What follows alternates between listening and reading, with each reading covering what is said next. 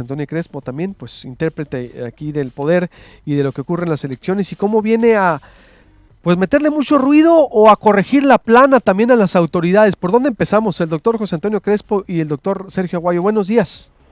Buenos días. Buenos días. ¿Quién empieza con las comisiones de la verdad? Ayer Durazo proponía aquí en Proyecto Puente una comisión de la verdad para a Guardería BC y Ayotzinapa, y ayer mismo, unas horas después, el tribunal colegiado dictaba esto, doctor Sergio Aguayo, la comisión de la verdad por pues lo que consideran toda la ineficiencia por parte de la PGR, que está rechazando también esto, por supuesto, ¿no? Luis Alberto, 18 años después se repite la historia. Esperamos que en esta ocasión el desenlace sea diferente, porque hace 18 años Vicente Fox prometió una comisión de la verdad. Él quería en ese momento obtener el voto útil y se refería sobre todo a las violaciones, a las grandes violaciones en derechos humanos cometidas por los gobiernos priistas. Cuando llegó al poder, a los 6 meses dio marcha atrás y, por cierto, tanto José Antonio como yo estuvimos en el centro de esa discusión porque le presentamos junto con Clara Hussinman un proyecto en julio del 2001, lo aprobó en Los Pinos, José Antonio estoy seguro que lo recuerda, y luego dio marcha atrás porque llegó a un entendimiento, a un acuerdo con el PRI para sepultar a las comisiones de la verdad. Otra vez vuelven a renacer, el contexto es diferente, todo ha cambiado, y habría mucho que decir sobre lo bueno o lo malo, lo regular de estas comisiones, lo complicado más que lo regular, lo complicado de las comisiones, pero en fin, dejo ahí mi primer comentario sobre este tema insertado ahora por Andrés Manuel, ya lo había hecho el 8 de mayo, y Alfonso Durazo el día de ayer allí en Hermosillo. Pero la primera fue prácticamente para investigaciones del pasado, doctor. Por supuesto, era para investigar. Ahora, se trataba de violencia política, eran dos temas: investigaciones, violaciones sobre violaciones graves a derechos humanos. No se puso, no había una fecha límite, pero en nuestras discusiones nosotros pusimos el 68 como caso paradigmático, y luego se le agregó investigaciones sobre los casos de corrupción, y lo que teníamos en mente era la privatización de empresas estatales durante los gobiernos de Miguel de la Madrid y Carlos Salinas. Eso es lo que yo recuerdo en este momento. José Antonio tiene mejor memoria que yo, así que seguro recuerda muchos detalles más. Doctor José Antonio Crespo, el origen de esto, el contexto, está muy interesante lo que están diciendo. Que hizo Vicente Fox, y efectivamente tenía esos dos capítulos, ¿no? Violaciones a derechos humanos, crímenes del pasado o delitos del pasado, y también el capítulo de corrupción. Normalmente cuando se ofrece o se buscan comisiones de la verdad, implícitamente, me parece, están señalando que las instituciones vigentes no están funcionando bien, porque normalmente ese tipo de casos tendrían que revisarse mediante las instituciones vigentes, ¿no? Procuraduría General, cuestiones de Hacienda, en fin, ¿no? Auditorías, etcétera, para ver casos de corrupción o casos de violaciones a derechos humanos, etcétera. Pero precisamente al reconocer que no están funcionando debidamente esas instituciones, entonces, o que son parciales, por lo tanto, que quizá no se les puede confiar plenamente, digamos, un desempeño abierto, un desempeño transparente. Entonces se proponen estas comisiones de la verdad. En varios países ha ocurrido, en los tránsitos entre dictaduras y democracias, o cuando termina una guerra civil, cosas por el estilo, a veces surgen estas comisiones de la verdad para esclarecer casos pues delicados, ¿no? Casos de violaciones a derechos humanos graves, etcétera, pero es precisamente porque las comisiones de la verdad podrían tener más credibilidad en principio, formadas por gente que puedan ser respetadas en cada nación, como gente transparente, como gente confiable, expertos desde luego en los temas que se están abordando, precisamente para aliviar alguna herida que está pendiente por ahí. En el caso de Sonora, pues lo del ABC, pero también pueden haber muchos otros casos ahí pendientes. A nivel nacional, pues está todavía lo de los 43 estudiantes, ¿no? Que a mucha parte de la sociedad no le ha quedado claro, no han quedado satisfechos con las explicaciones oficiales, y entonces se busca de alguna forma transparentar para cerrar esa herida.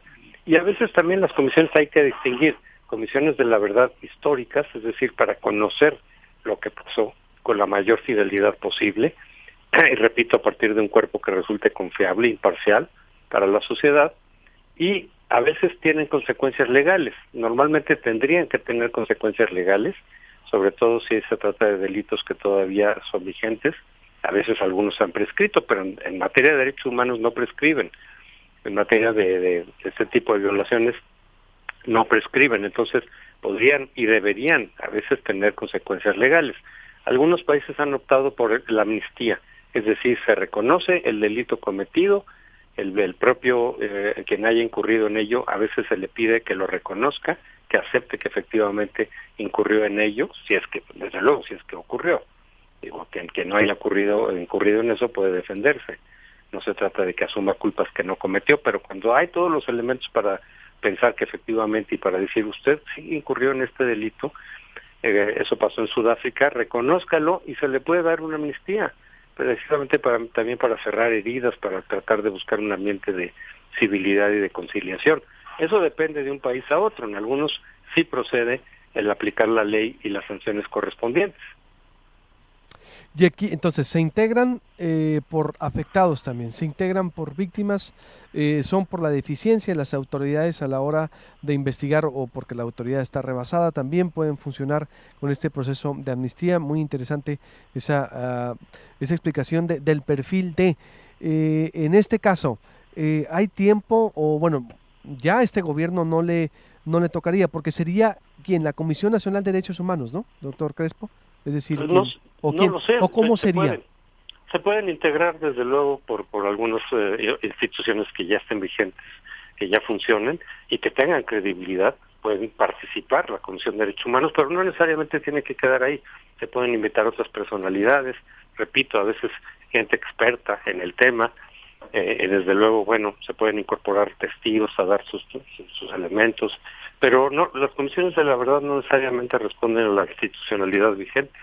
Se pueden generar con ellas o trabajar conjuntamente con ellas, pero también invitando personas, eso sí, que gocen de credibilidad, que puedan ofrecer plena transparencia e imparcialidad, para que precisamente lo que de ahí resulte pues tenga credibilidad, ¿no? Que sea confiable para la sociedad. Bien, ¿en México en la historia solo ha sido la de Fox o ha habido otras antes? Que yo recuerdo solamente, bueno, a nivel estatal sí ha habido, en Guerrero me parece que hubo una comisión de la verdad también sobre casos concretos de allá. Bueno, Oaxaca también, ¿no? Sí, así es, sí. A nivel local sí ha habido. A nivel nacional solo recuerdo la que ofreció Fox y que efectivamente quedó frustrada. Por el pacto del PRI. ¿Doctor Aguayo iba a decir algo? Sí, ponerla en el contexto actual. Sí, lo que Fox hizo fue conceder una amnistía de facto a los violadores y corruptos del PRI sin consultar, supongo consultó a la señora Marta. Santiago Krill estaba muy a favor del borrón y cuenta nueva, influidos, por cierto, por Felipe González, que proponía la solución española de borrón y cuenta nueva, olvidarse. Por supuesto no se olvida y ahí sigue. El caso del 2018 es bien interesante por varias razones. Primero, lo que ha dicho Andrés Manuel López Obrador ha lanzado un mensaje un poco contradictorio en este tema, porque habla en algunos momentos de perdón. Aquí no me refiero a amnistía a quienes cultivan drogas, sino a quienes han, digamos, a corruptos. Él dice que no, que el perdón, que él no es vengativo, pero también habla de justicia. Y aquí es donde entran las comisiones de la verdad. Son una figura intermedia entre las instituciones y la justicia. Me explico. Como decía José Antonio, se crean las comisiones de la verdad cuando las instituciones no han funcionado o han dado resultados insuficientes. El caso de la guardería ABC o Ayotzinapa, que el día de ayer un juzgado, un tribunal de Tamaulipas, sentado en Tamaulipas, dijo que se crea una comisión de la verdad. La comisión de la verdad se invoca como si fuera el ungüento que cura todos los males de una sociedad, porque se supone que está integrada por ciudadanos o instituciones independientes que no están ligadas, no tienen conflicto de interés ni con los perpetradores ni con las víctimas, sino que de manera autónoma rinden un informe que no es vinculante. Vamos, simplemente dicen esto pasó, y luego en ocasiones esa verdad sirve, como en Argentina, para obtener justicia de uno u otro tipo. Pues, la Comisión de la Verdad tiene dos problemas, uno o varios problemas. Menciono los dos más serios que yo he encontrado en la práctica. Uno, que los gobiernos, las autoridades tienen que estar dispuestas a dar acceso a los archivos. Si no dan acceso a los archivos irrestricto, no es posible hacer un buen diagnóstico, una buena descripción del hecho. De hecho, en lo que hemos estado haciendo en Coahuila, en el Colegio de México, el seminario que coordino, ha sido investigar masacres como la de Allende en el 2011 o la de Piedras Negras en ese mismo año, el penal de Piedras Negras.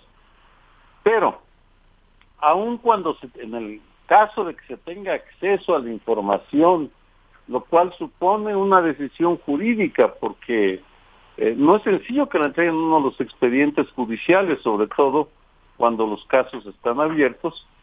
Después es costoso, es lento, muy lento, porque hay que recoger testimonios, hay que seguir líneas de investigación. Luego no necesariamente es vinculante, no necesariamente es tomado en cuenta el resultado. ¿Qué es lo que dijo ayer el Tribunal de Tamaulipas, que ilustra lo que estoy diciendo? La Comisión de la Verdad tiene que seguir aquellas líneas de investigación que no fueron seguidas por la PGR, sobre todo en el caso donde tenía que ver el ejército, el 27º Batallón de Infantería que estaba en Iguala, y la Policía Federal, la participación de la Policía Federal. Bueno, pues habrá que ver si ambas instituciones entregan la información que se les pida, lo cual se dice fácil, pero es muy difícil. Dicho esto, es una buena fórmula. Creo que, y Andrés Manuel lo mencionó porque pues es lo que lleva por ahora, va con suficiente ventaja para suponer que va a ganar la elección, salvo algún acto imprevisto. Ha dicho que para casos paradigmáticos. Por supuesto que para mí la guardería ABC es un caso paradigmático, para Durazo también lo es, parece. Allende sería otro, Ayotzinapa, Nochistlán en Oaxaca. Es decir, hay una lista grande, pero manejable, de agravios a la sociedad y a la nación que podrían ser investigados por estas comisiones de la verdad. No debe haber una sola comisión, sería inmanejable, que debe trabajar con la CNDH. En el caso de Coahuila, los informes que hemos sacado han sido en coordinación estrecha con el gobierno del Estado, la Comisión Nacional de los Derechos Humanos y la Comisión Ejecutiva de Atención a Víctimas. Solo así un grupo de investigadores independientes puede hacer un trabajo serio, y es difícil. Entonces, ¿y al no ser vinculante no le resta fuerza, doctor? O bueno, depende, es decir, en Argentina, como decía, ese paralelismo, pero aquí, por ejemplo, pues nomás expone, investiga, expone y se encuentra con esa dificultad también de acceder a información, que es pues también una desventaja, ¿no? Mire, la verdad y la justicia es de quien la trabaja, de quienes la trabajan. Eh, Sin verdad no hay justicia. Vamos, eso estoy convencido. Tienen que esclarecerse los hechos para tener esperanza de que se hará justicia. Es muy difícil que haya justicia sin tener la verdad, es decir, no se puede condenar a alguien sin saber tener una claridad sobre lo que sucedió. En ese sentido, pero vamos, ya hay suficiente evidencia en los casos que se están mencionando como para no partir de cero. La CNDH ha avanzado mucho en la investigación sobre la tragedia de Ayotzinapa y lo que dicen en el fallo ayer es que deben seguirse las líneas de investigación que se interrumpieron seguramente por decisión política. Lo mismo en la guardería ABC, hay una gran cantidad de información. Hay que crear una instancia que revise lo que se ha hecho, completar, consultar al Estado y a las víctimas, y esto es fundamental, no incorporarles a los trabajos cotidianos, esa es la distinción, pero sí consultarlos. En Coahuila, insisto, donde he estado trabajando 3 años ya, la consulta a las víctimas es permanente, porque las víctimas tienen acumulado una cantidad enorme de información. Los padres del ABC, estoy seguro, saben más que cualquiera que se acerque al tema habiendo leído los expedientes, porque los expedientes solo capturan una parte de la realidad. Hágase lo que se haga, lo importante es que hay que hacer algo, porque tanta impunidad es nociva para el país, para la nación y para las víctimas y para el Estado. ¿Cómo cae todo esto, doctor José Antonio Crespo, en el ocaso del peñanietismo? Es decir, porque son 2 casos emblemáticos, tanto Guardería ABC, nosotros tenemos ahí, de hecho hoy amanece el portal proyectopuente.com.mx con una recopilación de testimonios de padres en donde pues le recuerdan a Peña Nieto su promesa incumplida, otra, ¿no? Obvio de las muchas. El Peña Nieto se reunió con los padres de la guardería aquí en junio del 2012 cuando era candidato. Como usted sabe, como son candidatos, prometer no empobrece, aquí sí empobreció. Y Ayotzinapa, Tlatlaya, digo, podemos hacer una lista interminable de lo que ha significado el símbolo de impunidad del gobierno, y ya en el ocaso del peñanetismo y en proceso electoral, el doctor José Antonio Crespo. Sí, precisamente lo señalaba Sergio, pasó también con Vicente Fox el hecho de que se ofrezcan comisiones de la verdad como parte de una oferta electoral. Ajá. Cuando hay algún tema ahí o varios temas pendientes que agravian a la sociedad. Y entonces ese puede ser una motivación para decir, no, bueno, pues voy a votar por este candidato porque nos va a resolver este asunto, nos va a ayudar a saber qué pasó, que se apliquen las sanciones correspondientes en su caso.